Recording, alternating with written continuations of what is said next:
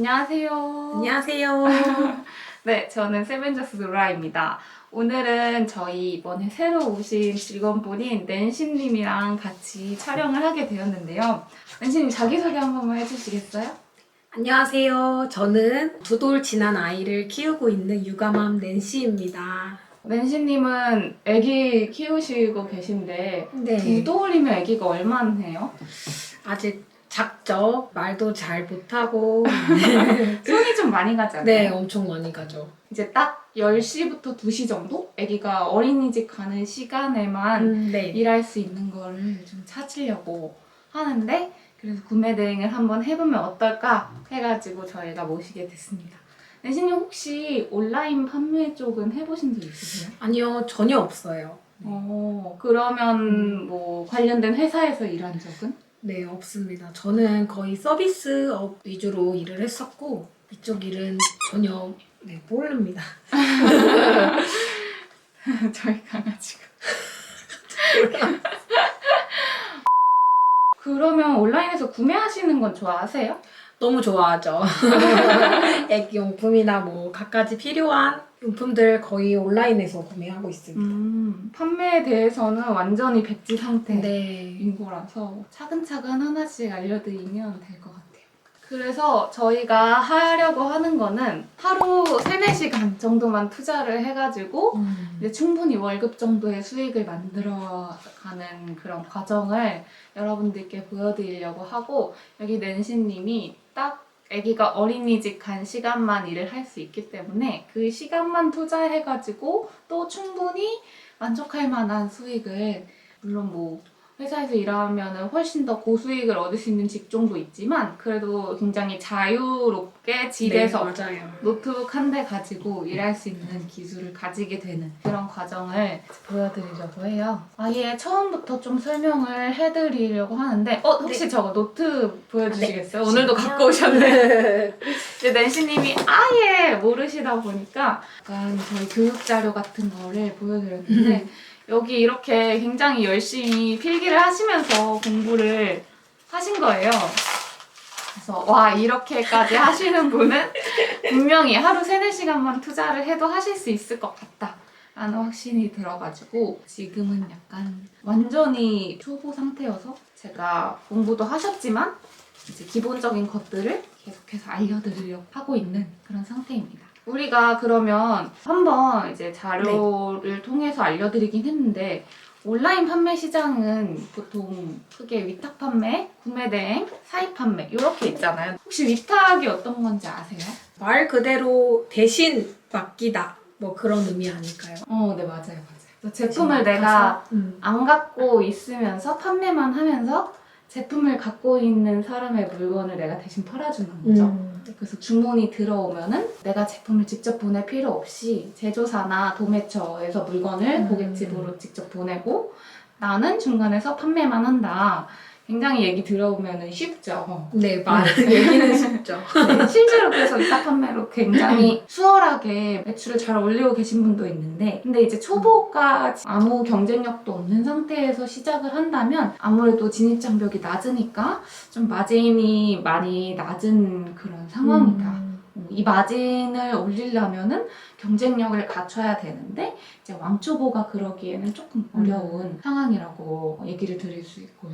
그래서 저희는 사실 처음 시작할 때는 구매 대행으로 시작하는 걸 추천을 드려요. 그래서 이제 알려드릴 것도 사입부터 할 수도 있고 위탁부터 할 수도 있지만 구매 대행으로 시작을 하는 걸 알려드릴 거거든요. 네. 왜냐면 구매 대행이 완전 아무것도 온라인 셀링에 대해서 아무것도 모르는 왕초보가 처음으로 매출을 이제 내기에 좀 쉬운 매출을 내면서 공부를 할 수 있는 그런 장점이 있어요. 구매 대행 같은 경우에는 보통은 해외 제품을 대신 구매를 해주는 걸 구매 대행이라고 하는데 그 중에서도 사입이나 이런 방면으로 업그레이드를 시킬 수 있는 중국 구매 대행을 추천을 할 거거든요.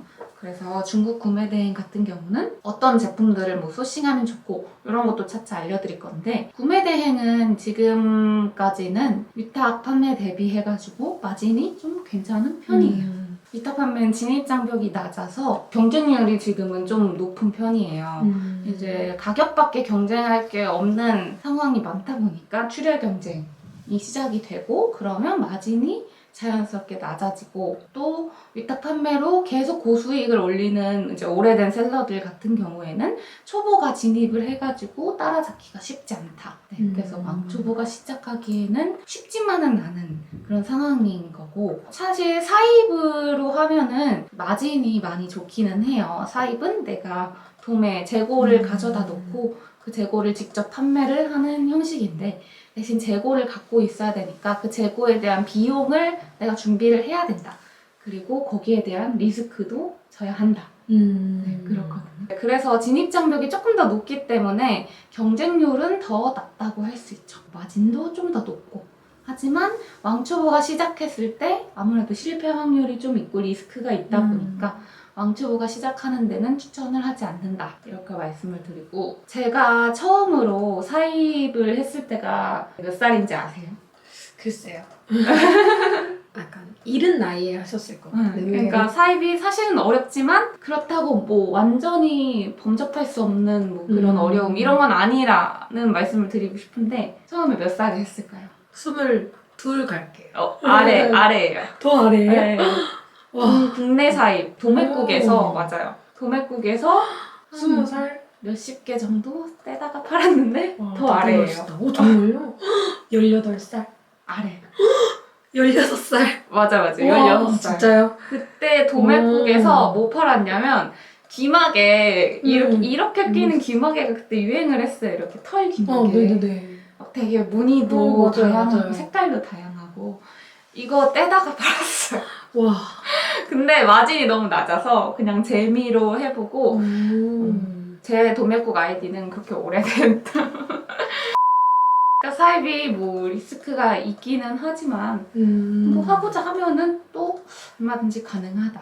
다만 이제 왕초보가 시작할 때는 저 같은 경우에는 구매 대행을 추천을 하는데 왜냐면 구매 대행은 진입 장벽은 예전에는 언어 때문에 많이 높게 생각을 했는데 요즘은 번역기가 워낙 잘 돼 있다 보니까 진입 장벽도 많이 낮아진 편이고 하지만 아직까지 평균적으로 위탁 판매에 비해서 마진은 괜찮은 편이다. 그리고 위탁이랑 동일한 장점으로 재고 부담도 없고 또 한 가지 많이 중요한 점으로는 이제 위탁이랑 사입은 매출액으로 잡히는 게 내가 진짜 판매한 금액이 매출액으로 잡히거든요. 근데 구매 대행은 내가 판매한 그 오픈마켓 매출에서 제품 원가랑 배송 대행지의 그 배송 비용이랑 뺀 게 그게 이제 부가세 신고할 때의 기준 매출이 되는 거예요. 그래서 내가 간이과세자로서의 기간을 오래 가져가기가 좋다. 왜냐하면 매출의 기준으로 간이과세자냐 일반과세자냐도 나눠지고 부가세 그 퍼센테이지도 매출액이 얼마냐에 따라서 달라지거든요. 그래서 이 매출액이 적게 신고가 가능하면은 세금적인 면에서 메리트가 있다. 그러겠네. 할 수 있어요. 그래서 똑같이 매출이 이렇게 나와도 위탁이랑 구매 대행에서 이제 내는 세금이 조금 다를 수 있다. 그래서 구매 대행으로 시작을 하는 거를 추천을 드리는데 또 한 가지 이제 구매 대행으로 하면은 어쨌든 이것도 중국에서 물건을 가져오는 거잖아요. 그래서 나중에 좀 더 고부가 가치적인 방향인 중국 사입으로까지 발전시키기 좀 편한 것 같아요. 위탁으로 하는 것보다는 좀 더 쉽게 접근이 가능한 것 같고 그리고 실제로 구매 대행으로 매출 잘 내신 분들은 거의 무조건 중국 사입까지 진행하고 본인이 직접 제품을 가져오고 그렇게 많이 진행을 하거든요. 그래서 구매 대행을 추천을 드리는데 구매 대행에서는 또 크게 대량 등록, 반자동 등록, 수동 등록 이렇게 나눠져요. 대량 등록이 뭘까요? 계속 대량으로 엄청 많은 수량을 기계처럼 계속 등록하는 거. 맞아요. 그래서 난이도는 비교적 쉽게 접근할 수 있다. 라는 장점이 있어요. 물건을 내가 뭐 심혈을 기울여서 하나 고르고 이런 게 아니라 그냥 많이 갖다가 올리고 이 중에 팔리겠지. 이런 방식으로 실제로 많이 올리면 노출이 되면 그 중에 판매되는 게 생기기 때문에 많이 올려서 하나 걸려서 판다 이런 방식이거든요. 이걸로 이제 매출을 그동안 많이 내신 분들이 꽤 계셨는데 이제 지금은 이걸 하는 거를 저는 조금 비추천해요. 지금은 반자동이나 수동을 하는 게 더 낫다라고 생각을 하는데, 왜냐면 이게 마켓별로 예전에는 스마트 스토어랑 쿠팡은 제품을 무제한으로 올릴 수 있었는데 지금 10,000개씩밖에 못 올리게 막혔고, 다른 마켓도 10,000개씩 올릴 수 있었는데 5,000개씩밖에 못 올리고. 근데 이 5,000개가 많아 보이긴 하는데 사실 대량으로 하루에 뭐 100개, 200개, 300개 이렇게 올리면 5,000개 진짜 만만하거든요. 그래서 네, 지금은 대량 하시는 분들은 사업자를 10개씩. 와. 저도 사업자를 여러 개 갖고 있지만 이거 관리하는 것도 보통이 아니거든요. 그럴 것 같아요. 네. 그래서 대량으로 올리다 보면은 실수로 뭘 잘못 올릴 때가 있는데, 그런 거 소명해라 라든지 문제 있는 거 뭐 내려라 라든지 연락이 오는 걸 잘 못 보게 될 수도 있어요. 왜냐면 메일을 다 다르게 입력을 해야 돼가지고 그런 거에 있어서 조금 골치가 많이 아픈 그런 단점이 있다. 혼자는 무리겠네요. 혼자 이제 대량은 대신 올리는 게 쉬우니까. 아, 그럴 수 있겠다. 네, 올리는 데에 들어가는 시간은 좀 주네요.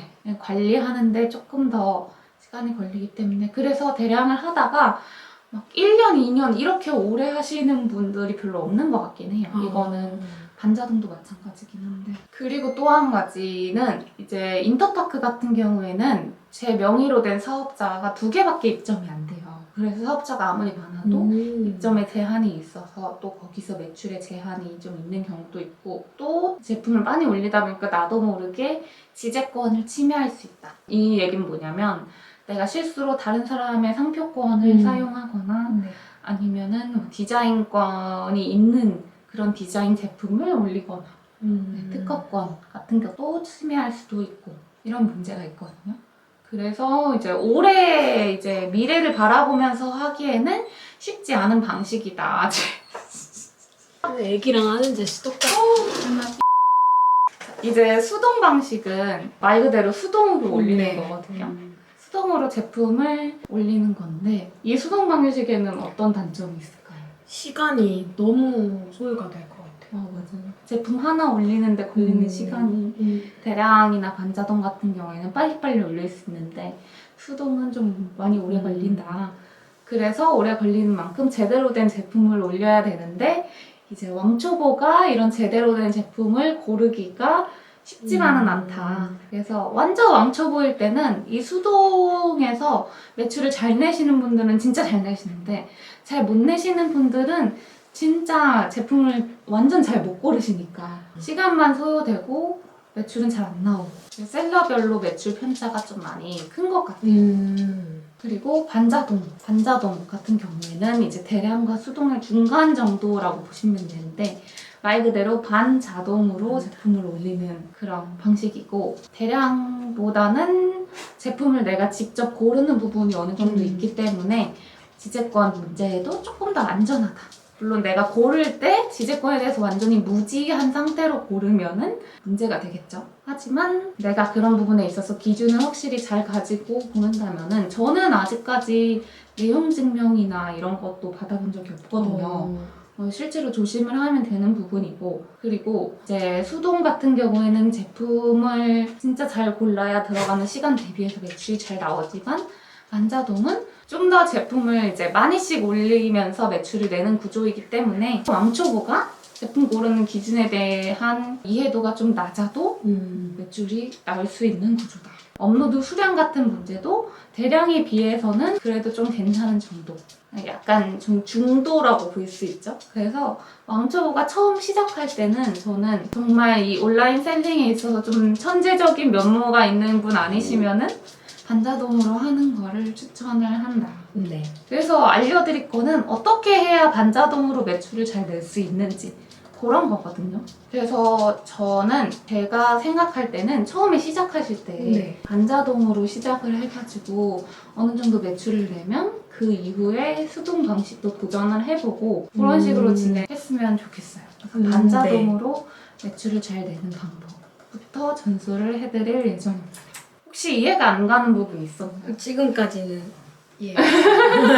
약간 수업처럼 앞으로 어려울 것 같아요. 막 얘기를 해드렸는데 그래서 사실 반자동부터 추천을 한다 이런 얘기를 제가 구체적으로 먼저 안 드리고 일단 반자동으로는 막 어떻게 해야 되고 저렇게 해야 되고 뭐 이런 것들을 좀 얘기를 드렸어요. 이제 낸시님한테 알려드린 얘기를 또 구독자분들께도 같이 공유를 해드리면 좋을 것 같아요. 그래서 오늘은 일단 간략하게 지금 네. 하시는 반자동을 왜 처음에 반자동부터 시작을 하도록 이제 안내를 드렸는지 가르쳐 드렸는지에 대한 설명을 드렸고 그래서 반자동으로 매출을 잘 내려면 어떻게 해야 되는지 이제 계속해서 알려드리려고 네. 해요. 과연 반자동은 어떻게 해야 매출이 잘 날지 이제 보시는 분들은 이제 같이 얻어가실 수 있을 것 같습니다. 오늘 같이 촬영해 주셔서 감사하고 네. 다음 촬영 때 봐요.